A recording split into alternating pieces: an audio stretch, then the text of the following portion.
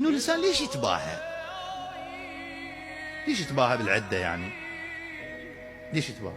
شايفين بعض الناس مثل عنده علاقات، عنده علاقات، يعرفوا فلان ويعرفوا فلان وين ما يقعد والله خابرني فلان الصبح انا كان ترى فلان يحكي وياي قال لي كذا. ايه الحمد لله احنا تدري علاقاتنا واسعه بالدوله يعني وكذا.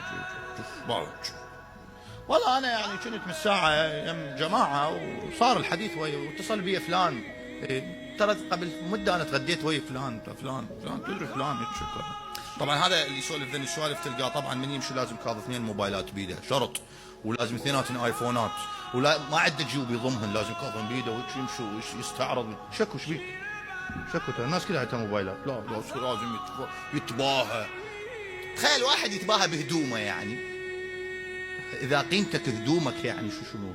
في قيمه بهدومي يعني؟ ويتباهى.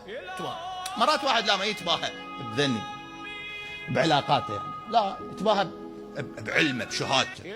والله انا بالماجستير هيك كتبت وبالدكتوراه انا هيك سويت، ترى انا استاذي فلان وكذا وانا درست عند فلان وكذا كذا. يدوخك من قد ما يقول انا والله انا كذا وكذا. شكو ايش بيك؟ انت المجتمع كله دارس ترى يعني مو بس ايش بيك يعني؟ اصحى ايش بيك؟ شو درست الدكتوراه وشنو يعني؟ درست ماجستير وشنو؟ عرفنا يعني درينا يعني شنو